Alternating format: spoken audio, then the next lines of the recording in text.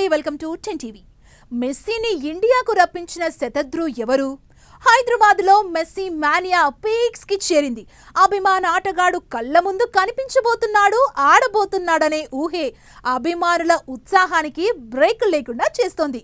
మరి హైదరాబాద్లో మ్యాచ్ కోసం ఎలాంటి ఏర్పాట్లు చేశారు? అసలు మెస్సీ భారత్ టూర్ వెనుక కీలక పాత్ర పోషించిన ఆ వ్యక్తి ఎవరు? అంత ఈజీగా ఆటగాడిని ఇండియాకు రప్పించిందెవరు? అంత బిజీ ఆటగాడిని ఇండియాకు రప్పించిందెవరు అన్నది ఇప్పుడు చూద్దాం. మెస్సీ పర్యటనలో సీఎం రేవంత్ రెడ్డితో మ్యాచ్ సెంటర్ ఆఫ్ అట్రాక్షన్ గా మారింది. CM Revanth team RR9 jersey ధరించనుండగా మెస్సీ LM10 జెర్సీతో బరిలోకి దిగనున్నారు. ది గోట్ ఇండియా టూర్ అనే ట్యాగ్ లైన్ ప్రస్తుతం ప్రపంచ క్రీడాభిమానుల్ని ఉర్రూతలూగిస్తోంది. మెస్సీ ఆటను ప్రత్యక్షంగా వీక్షించేందుకు ఫుట్బాల్ అభిమానులు సహా సినీ, రాజకీయ, క్రీడా ప్రముఖులు ఆసక్తి చూపిస్తున్నారు. ముందు వివిధ రంగాల్లోని సెలబ్రిటీలతో ఎగ్జిబిషన్ మ్యాచ్ నిర్వహిస్తారు. ఒక జట్టుకు సీఎం రేవంత్ రెడ్డి, మరో జట్టుకు మెస్సీ సారథ్యం వహిస్తారు. తర్వాత యువ ఆటగాళ్లతో మెస్సీ మాస్టర్ క్లాస్ ప్రోగ్రాం ఉంటుంది. ఆ తర్వాత పెనాల్టీ షూట్అవుట్ నిర్వహిస్తారు. చివరిగా మ్యూజికల్ కాన్సర్ట్ జరుగుతోంది. ఈ మ్యాచ్ కి సంబంధించి టికెట్లు హాట్ కేకుల్లా సేల్ అవుతున్నాయి. 1750 రూపాయల నుంచి 30,000 వరకు టికెట్ల ధరలు నిర్ణయించారు. 2,000 మందితో బందోబస్తు నిర్వహించారు. మెస్సీ టూర్ కోసం పోలీసులు భారీ భద్రత ఏర్పాటు చేశారు.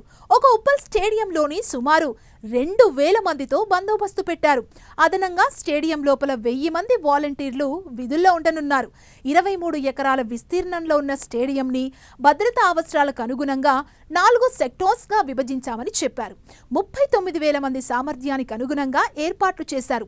ఇక శంషాబాద్ ఎయిర్పోర్ట్ నుంచి ఫలక్నుమా ప్యాలెస్, ఉప్పల్ స్టేడియం వరకు మెస్సీ ప్రయాణించే మార్గాల్ని ఫైనల్ చేశారు. ఇక అటు ఉప్పల్ మ్యాచ్ కి టికెట్లు, పాసులున్న వారు మాత్రమే స్టేడియం దగ్గరకు రావాలని పోలీసులు సూచిస్తున్నారు. స్టేడియం దగ్గర రద్దీకి అవకాశం లేకుండా అభిమానులు సహకరించాలని కోరారు. ఇదంతా ఎలా ఉన్నా మెస్సీతో ఫ్రెండ్లీ మ్యాచ్ కి సీఎం రేవంత్ కొద్ది రోజులుగా భారీ ప్రాక్టీస్ చేస్తున్నారు. ఇది ఆయన అభిమానుల్లో సరికొత్త ఉత్సాహాన్ని నింపుతోంది. మెస్సీని రప్పించిన ఘనత శతద్రు దత్తాదే. ప్రపంచ ఫుట్బాల్ చరిత్రలోనే అత్యుత్తమ ఆటగాళ్లలో ఒకరు లియోనెల్ మెస్సీ. అలాంటి దిగ్గజ ఆటగాడు రెండోసారి భారత్ కు రాబోతున్నాడంటే ఫ్యాన్స్ సంబరం మామూలుగా ఉంటుందా? అదే కనిపిస్తుంది ఇప్పుడు. ప్రపంచ కప్ విజేతగా మెస్సీ భారత్ లో అడుగు పెడుతున్నాడు. తనను నేరుగా చూసే అవకాశం కోసం దేశవ్యాప్తంగా సాకర్ ప్రియులు ఉత్కంఠగా ఎదురుచూస్తున్నారు. అయితే ఈ పర్యటనకు మెస్సీని రప్పించిన ఘనత వెనుక ఓ కీలక వ్యక్తి పాత్ర పోషించారు. ఆయనే శతద్రు దత్తా. మెస్సీ కంటే ముందు బ్రెజిల్ దిగ్గజం పీలేను, అర్జెంటీనా గ్రేట్ డిగో మారడోనాను భారత్కు తీసుకొచ్చింది కూడా అతనే. మెస్సీని రప్పించడానికి శతద్రు 2 ఏళ్లుగా ప్రయత్నాలు చేస్తున్నారు. శతద్రు దత్తా ఇనిషియేటివ్ పేరుతో ఓ సంస్థను నెలకొల్పిన ఆయన స్పోర్ట్స్ మార్కెటింగ్, సెలబ్రిటీ మేనేజ్మెంట్ ఈవెంట్లు చేయడం మొదలుపెట్టారు.